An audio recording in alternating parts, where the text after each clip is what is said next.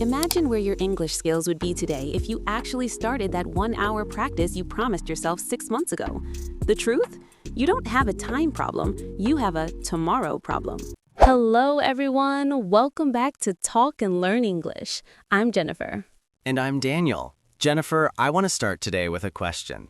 What is the most dangerous word in the English language?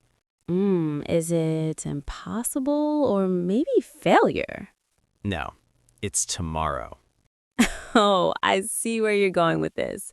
I'll start my English practice tomorrow. I'll go to the gym tomorrow. I'll learn that new skill tomorrow. I read a study recently about the monkey mind.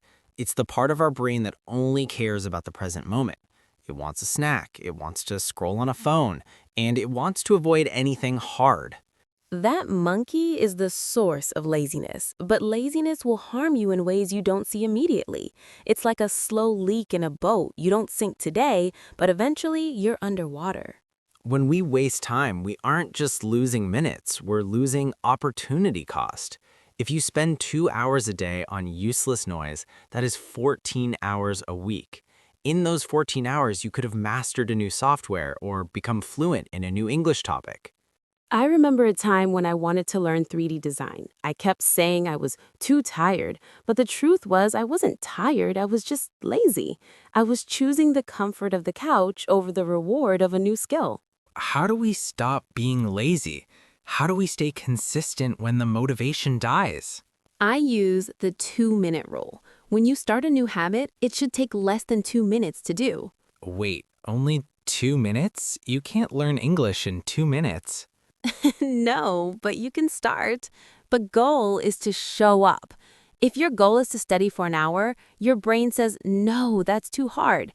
But if your goal is just to open your notebook and write one sentence in English, that's easy. So you're tricking your brain into starting.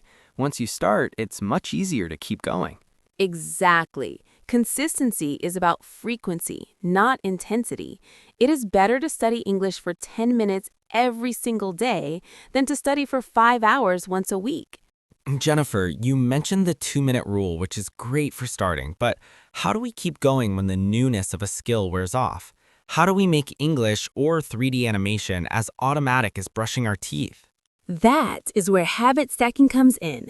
This is a concept made famous by James Clear, and it is a total game changer for anyone struggling with consistency. Habit stacking. It sounds like you're building a tower of habits. In a way, you are. You see, our brains already have thousands of established habits. You probably don't have to remind yourself to drink coffee in the morning or put on your shoes before you leave the house, right? Right. Those are automatic. I don't even think about them. Exactly. So instead of trying to build a brand new habit in the middle of a busy day, you stack the new habit on top of an old one. The formula is simple. After current habit, I will new habit. Okay, let me try. After I pour my morning coffee, I will open my English vocabulary app and learn 3 new words. Perfect! You've taken a moment where you are already standing in the kitchen, waiting for the coffee to brew, and you've attached a growth goal to it. You aren't finding time. You're reclaiming time that was already there. I see. So if I want to improve my typing or my 3D design skills, I could say, after I close my laptop for work at 5 p.m., I will immediately spend 10 minutes practicing my new software. Exactly. The after part is the trigger. Without a trigger, your brain has to rely on willpower, and willpower is a limited resource. It runs out by the end of the day. But a trigger is like an alarm clock for your habit. I think this is where many of our Talk and Learn English listeners struggle. They wait until the end of the day when they're exhausted to decide to study.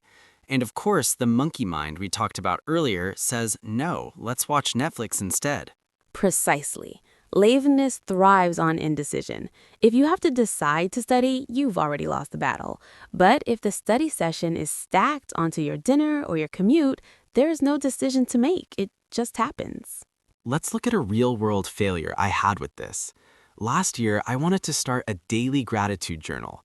I told myself I'd do it sometime in the evening.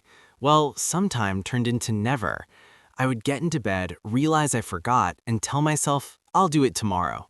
The tomorrow trap strikes again. Exactly. So I changed my strategy. I stocked it.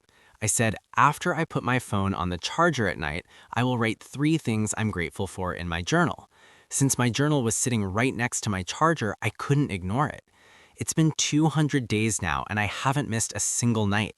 Impressive. 200 days.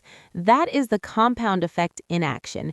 You didn't become a more grateful person overnight. You became 1% at a time.